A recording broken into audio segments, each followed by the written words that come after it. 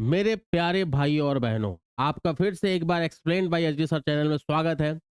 उम्मीद है आपकी तैयारी बहुत अच्छी चल रही होगी। आप अपनी तैयारी को लगन से, तत्परता से, कंसिस्टेंसी के साथ आगे बढ़ा रहे होंगे, तभी आपको सफलता मिलेगी और उम्मीद है मिलेगी ही।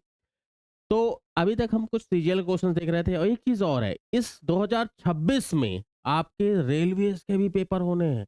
एसएससी ने और रेलवे ने बहुत सारी वैकेंसीज़ निकाल रखी हैं।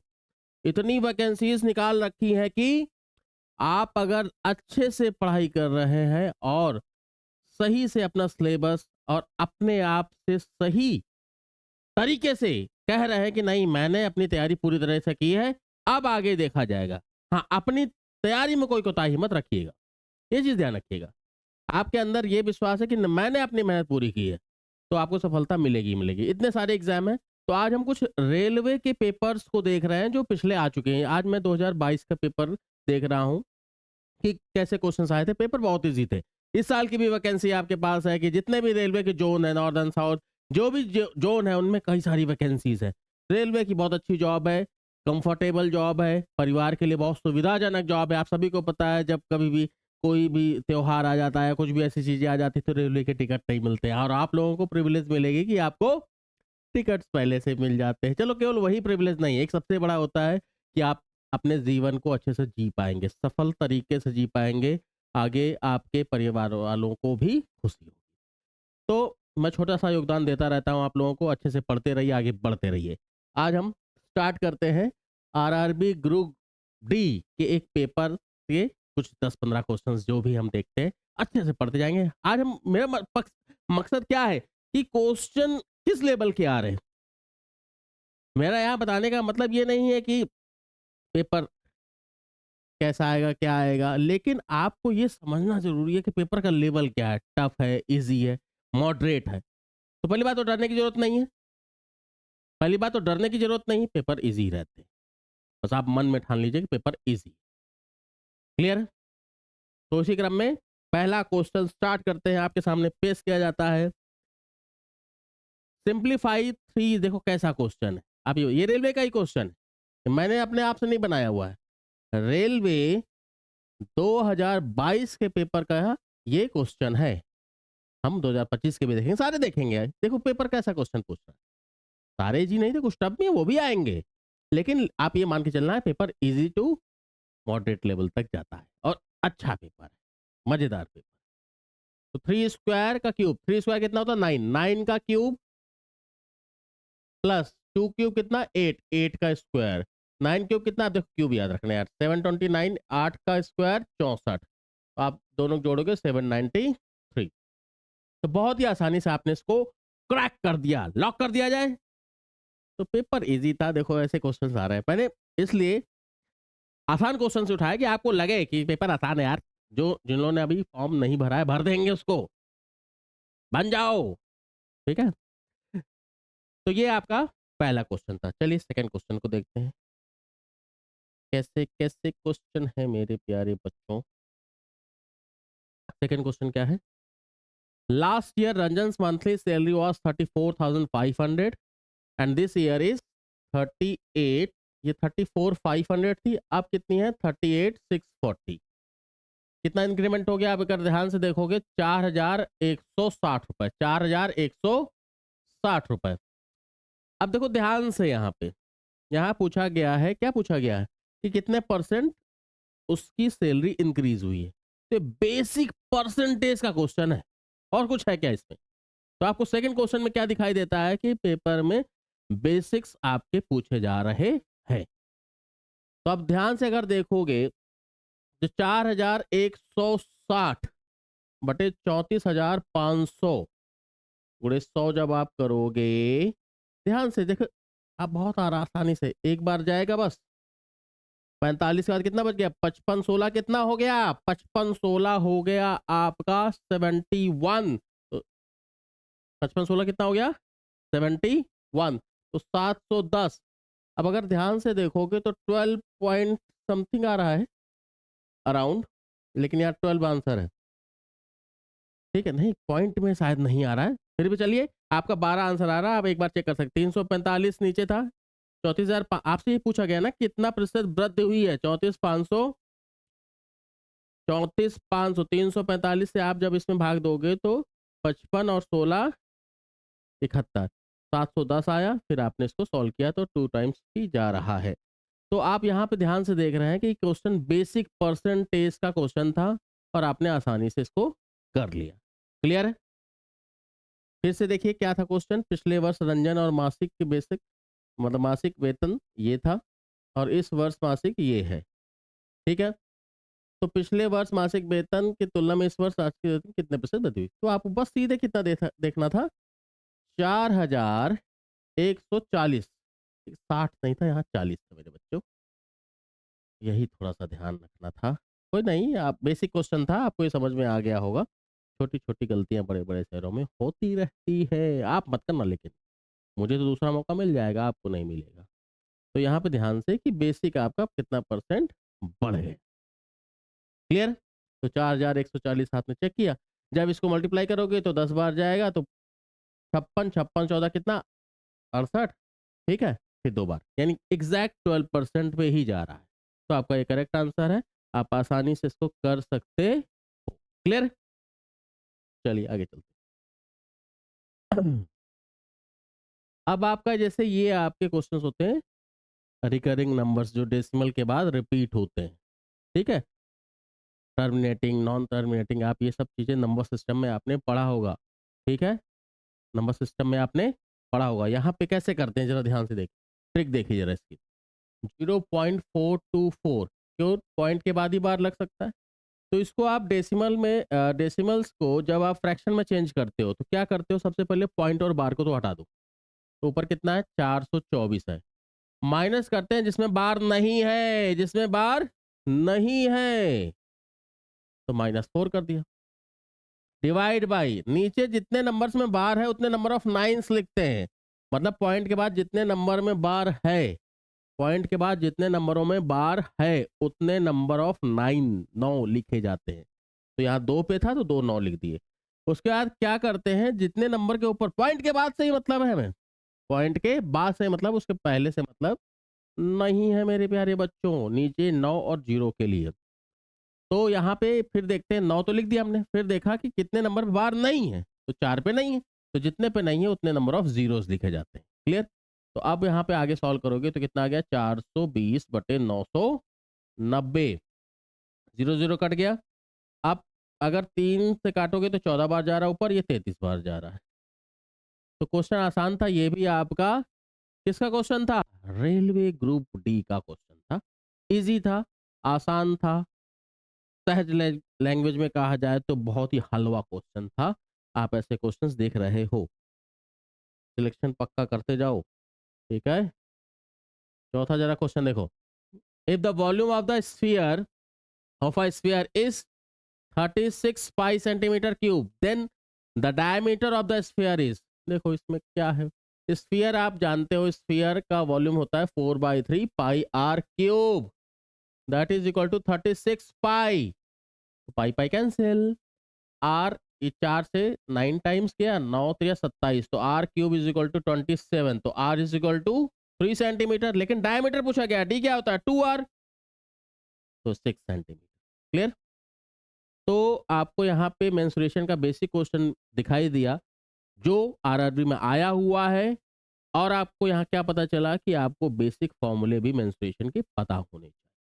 हम क्वेश्चन पेपर को एनालाइज कर रहे हैं, जो अभी नए बच्चे हैं क्वेश्चंस के थ्रू देख रहे हैं, और ऐसे ही क्वेश्चन हमेशा रिपीट होते हैं, क्योंकि जो भी एग्जामिनर होता है पिछले क्वेश्चंस को बेस बनाते हुए डिजिट्स को नॉर्मली चेंज करता है या एक दो कुछ नए क्वेश्चंस कर देता है। तो आप अगर पिछले क्वेश्चंस को भी कर लेते हैं तो आप सफलता के आधे रास्ते से ज़्यादा तय कर लेते हैं, ये आपने ध्यान रखना है। ठीक है, नेक्स्ट क्वेश्चन जरा देखते हैं। What is the nature of the roots of 3x² + 6x - 5 = यानी अब इस क्वेश्चन से ये पता चल रहा है कि आपके क्वाड्रेटिक इक्वेशन जो पॉलिनोमियल्स आप कह सकते हो, बेसिक अलजेब्रा का पार्ट होता है, यानी एडवांस मैथ के बेसिक क्वेश्चंस हैं। ठीक है, तो आपको ये पता है, इसमें डिस्क्रिमिनेंट चेक करते हैं, विविक्तिकर डी, डी को आप क्या कहते हो, b² - 4ac, मेरे प्यारे बच्चों। अब इसको कंपेयर करते हैं, जैसे क्या होता है standard equation of quadratic equation, क्या होती है standard equation, A X square plus B X plus C is equal to 0। उससे कंपेयर करके हम बी और ए और सी को निकालते हैं, फिर चेक करते हैं कि रूट्स का नेचर क्या है। अगर ये आपका विविक्तिकर या discriminant b square minus four a c less than 0 है तो रूट्स इमेजिनरी होते हैं, ग्रेटर देन 0 तो क्या होते हैं real and unequal, equal to 0 में रियल एंड इक्वल। तो ये तीन कंडीशन होती है। पहले हम जरा चेक करते हैं ये बी स्क्वायर ये सब है क्या। बी के प्लेस पे 6 आ गया, 6 स्क्वायर माइनस 4, ए के प्लेस क्या 3 है और सी के प्लेस में साइन के साथ यानी प्लस माइनस दिया है वैसे 7 लिखोगे तो 36 प्लस 4 थे 12 पंजे 60 यानी ये आ गया 96 यानी ग्रेटर देन 0। ग्रेटर देन 0 क्या होते हैं रूट्स क्या होते हैं मूल वास्तविक होंगे, इक्वल नहीं डिस्टिंक्ट होंगे। अगर ये इक्वल टू 0 हो जाता, इक्वल टू 0 हो जाता तब इक्वल रूट्स हो जाते हैं। क्लियर। और अगर केवल रियल होने की कंडीशन, ध्यान से रखिए कई बच्चे भूल जाते हैं, अगर D greater than equal to 0 है तो it means roots are real, roots are real. Only greater than 0 तो real and unequal, equal to 0 real and equal. Clear, clear है। चलिए नेक्स्ट क्वेश्चन देखते हैं। 5 मिनट्स में सारे क्वेश्चन अच्छे से कर लेंगे। At simple interest a certain sum of money, अभी एक चीज पता चल रही है आपके बेसिक जो क्वांट के क्वेश्चन है वो भी पूछे जा रहे हैं। जैसे ये आपका सिंपल इंटरेस्ट का क्वेश्चन है, सिंपल इंटरेस्ट का क्वेश्चन है, जरा देखो 1250 रुपए, दो कोई प्रिंसिपल होगा 1250 हो जाता है 2 साल में, 1250 उसके बाद 5 सालों में मतलब अगले 3 सालों में कितना हो जाता है 2000। आपसे रेट पूछा गया, रेट हम किस पे निकालते हैं, रेट हम प्रिंसिपल पे निकालते हैं ऑलवेज, तो हमें प्रिंसिपल पता होना चाहिए। और इंटरेस्ट रेट निकालना है तो इंटरेस्ट भी पता होना चाहिए, पर एनम निकालना है तो पर ईयर का इंटरेस्ट पता होना चाहिए। तो कैसे निकालते हैं जरा देखिए। सबसे पहले सिंपल इंटरेस्ट में आपको ये बात पता है कि हर साल पे बराबर इंटरेस्ट मिलता है, जैसे कंपाउंड में इंटरेस्ट ऑन इंटरेस्ट मिलता है। क्लियर है, ओके। तो 1250 से 2000 यानी 750 रुपए 3 साल मिल रहा था, यानी एक साल में कितना मिल गया 250। तो एक चीज आपको मिल गई कि आपका पर ईयर का इंटरेस्ट कितना है 250 रुपए, पर ईयर का इंटरेस्ट कितना है 250 रुपया। ओके। अब यहां से प्रिंसिपल को, अब 2 साल बाद कितना मिला होगा इसमें 500 रुपए जुड़ गया होगा, यानी 750 रुपए प्रिंसिपल होगा। तो अब रेट निकालना है, हम फॉर्मूला मतलब क्या जरूरत है, जब 250 रुपए हमें 750 रुपए के ऊपर मिल रहा है तो 1/3 भाग परसेंटेज में किसको कहते हो 33 सही, 1/3 या 33.33% is the rate of interest. Okay. तो आप इन बेसिक क्वेश्चंस को बेसिक परसेंटेज के थ्रू कर सकते हो, पीआरटी बाई 100 की जरूरत नहीं होती मेरे प्यारे बच्चों। क्लियर है। चलिए next.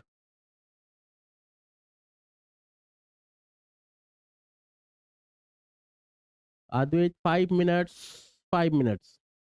Which of the following is divisible by both 4 and 8? देखो 4 और 8 के लिए अगर 8 से डिविजिबल है तो 4 से भी होता है, तो आप 8 से ना जाके पहले 4 पे जाते हो, तो 4 के लिए लास्ट 2 डिजिट होनी चाहिए, तो ये तो नहीं है, ना ये है ना ये है और यही दिख रहा है। अब यही एक ही दिख रहा है तो 8 से भी यही होगा, चेक भी कर सकते हो।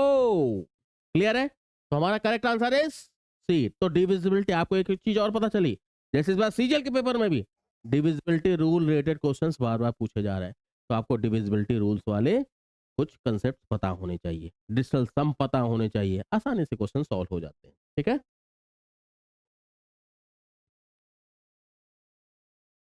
The product of the roots of 3x square minus 13x minus 6 is equal to 0। आपको पता है प्रोडक्ट ऑफ द रूट क्या होता है, प्रोडक्ट। तो कितने इजी, देखो डिजिटल सम मतलब आपके क्वाड्रेटिक इक्वेशन से क्वेश्चन आता है सी अपॉन ए। अभी हमने क्वाड्रेटिक इक्वेशन का स्टैंडर्ड फॉर्म देखा था, उसमें सी क्या था -6, ए क्या था 3। क्लियर है। अब यहां पे -6/3 आ गया तो -2 यानी इन्होंने 2 ही ले लिया है 6 को। देखो 6 सी के प्लेस पे तो -6 है, लेकिन ऑप्शन में आपका -2 तो नहीं दिख रहा है, तो आप 2 ही आंसर को टिक कर दोगे मेरे प्यारे बच्चों। या तो यहाँ पे कुछ कभी-कभी क्या होते हैं टाइप्स थोड़ा-सा प्लस माइनस से आगे-पीछे कर सकते हैं। तो प्रोडक्ट ऑफ द रूट क्या होता है? C by a. Sum of the roots क्या होता है? Minus b upon a. ठीक है? तो ऐसे क्वेश्चंस आपसे पूछे जा सकते हैं। क्लियर है? ओके? देखिए 5 पुरुष और 6 महिला एक काम को 6 दिन में कर सकते हैं। 5 mail and 6 female can do a work in 6 days and 3 male and 5 females in 9 days। इसका मैं कंसेप्ट पिछले कई सारे वीडियोस में बता चुका हूं कि सीधे हमें मेल और फीमेल की एफिशिएंसी कैसे निकालनी होती। सीधे मेल के नंबर से मल्टीप्लाई करो, ये 6 30 आ गया, यह 9 27 आ गया, तो 3 का अंतर है, मेल का डिफरेंस फीमेल में, और 36 इधर आ गया और 9 45, तो 9, यानी एफिशिएंसी का रेशियो 3:1 आ गया। ये मैं बता चुका हूं। मैन और डेज में एफिशिएंसीज, मैन और डेज का रिलेशन क्या होता है? रिवर्स, ज्यादा आदमी कम समय, कम आदमी ज्यादा समय। तो एफिशिएंसी आप किसी एक से टोटल वर्क निकाल सकते हो। पहले से निकाल लेते हैं। 5 या 15 6 21, 21 गुणे 6, ये टोटल वर्क आ गया। आप कितने लोग को करना है? 3 मेन एंड 2 वुमेन। तो 3 मेन कितना हो गया? 9, 9 2 9 एंड 2 11, तो 126 बटे 11, तो 11 ग्राम में 121, 11 और 5 बटे 11, तो answer B is the correct. तो आपको ये पता चला टाइमर के अच्छे क्वेश्चन माने जाते हैं मेरे दोस्तों। टफ नहीं है, लेकिन अगर ये ट्रिक आपको समझ में आ गई हो, ये पैटर्न समझ में आ गया होगा, तो क्वेश्चंस आप रादर देन ट्रेडिशनल मेथड से कम समय में सॉल्व कर लोगे। ये ध्यान रखना। क्वेश्चन इजी था, इसको आप फिर से रिपीट करके देख सकते हैं। Find the amount of water contained in a cylindrical tank of 7 metre and height 20 metre. It is known that tank is, देखो सिलेंडर है, सिलेंडर का वॉल्यूम क्या होता है? Pi r square h. Simple, यानी आपको इस क्वेश्चन से क्या पता चल रहा है कि आपको बेसिक फॉर्मूले बस पता होने चाहिए। बेसिक फॉर्मूले अगर आपको पता है मेरे प्यारे बच्चों, तो सारे कर दोगे। सब कुछ दिया हुआ है इसमें। तो 7 दूनी 14 दूनी 28, यानी तीसरे नंबर, दूसरे नंबर पे जो 8 है वही आंसर है। और किसी में नहीं तो आप सीधे इसको चेक कर सकते हो कि ऐसे क्वेश्चंस फ्री के आ जाते हैं। तो बेसिक हम देख रहे हैं कि क्या क्या पूछा जा रहा है इसमें। क्लियर है? चलिए next. 14 years ago the age of the is father is son case है ना, 3 times 3:1। Now the father is twice older, ये 14 साल पहले की बात है। अब अभी की अगर कहा जाए 2:1 है। The sum of the percentage of father, देखो आपको यहाँ पे रेशियो का बेसिक कंसेप्ट पता होना चाहिए। अगर दो लोगों की एजेस के डिफरेंस की बात करें तो कभी चेंज नहीं होती। मान लो 2 लोग हैं, आज एक 20 साल का है, दूसरा 15 साल का है, तो अभी एज का डिफरेंस कितना है? 5 सालों का। बहुत ही इंपॉर्टेंट कंसेप्ट है और ये बहुत जरूरी है रेशियो के बेसिक एप्लीकेशन में। ये आपको नहीं पता होता है, पकड़ लीजिए, समझ लीजिए। दो लोगों के एजेस का डिफरेंस, एक अगर सपोज 20 साल का, एक 15 साल का है, तो एज का डिफरेंस कितना है? 5 साल का। आज से 20 साल बाद भी, 10 साल बाद भी डिफरेंस 5 साल का ही रहेगा, रहेगा। क्लियर है? तो डिफरेंस को बराबर करने के लिए हम दोनों के डिफरेंस को मल्टीप्लाई कर, अभी जैसे यहाँ पे क्या डिफरेंस आ रहा है? 1 का। यहाँ क्या है डिफरेंस? 0 का आ रहा है। तो हम यहाँ का डिफरेंस कितना है? 2 का, यहाँ 1 का, तो यहाँ 2 से मल्टीप्लाई कर देते, यहाँ 1 से ही करोगे तो वही रहेगा। तो 4:2। अब यहाँ एक एक रेशियो का गेन हुआ है। ये एक रेशियो किसके बराबर है? 14 सालों के। एक रेशियो किसके बराबर? 14 सालों। एक साल में ये गेन हुआ है, 1 बराबर 14 के, तो 4 बराबर 56 के, 2 बराबर 28 के। अगर पूछा जाता दोनों का समेशन कितना है, तो 5 7 8 84 है। तो ये बेसिक, अभी आज हमने केवल एनालाइज किया कि आरआरबी के पेपर्स कैसे आ रहे हैं। पेपर बहुत इजी आ रहे हैं, बेसिक नॉलेज ही जरूरी है आपको। फॉर्म जिन्होंने नहीं फिलअप किया वो फिल कर ले। अच्छी नौकरी है, 2026 आपके लिए शुभ रहे। बहुत सारी पोस्ट निकले हुई हैं, अच्छे से तैयारी करके सफल हो जाइए। देखिए गीता में कहा गया है ना कि कर्म किए जा फल की इच्छा मत कर इंसान, ठीक है, लेकिन अगर आपका कर्म सही दिशा में है तो निष्फल कभी नहीं हो सकता है। ये मेरा वादा है, आपका भी होना चाहिए, सभी का होना चाहिए। अच्छे से अपने कर्म करिए। कर्म का मतलब यहाँ पे और कोई कर्म नहीं, आपकी पढ़ाई वाले कर्म अच्छे से करोगे तो सफलता पाओगे। ठीक है? तो आज का सेशन आपको अच्छा लगा होगा। आगे हम कुछ और अरबी के क्वेश्चंस को आगे और सीजीएल के क्वेश्चंस को लेके आगे चलेंगे। देखते रहिए और explain by Ajay sir channel को आप सब्सक्राइब कर लीजिए और अपने दोस्तों को फैला दीजिए, जो थोड़ा-सा पढ़ना चाहते हैं, पढ़ने के इच्छुक हैं। ठीक है? जय हिंद।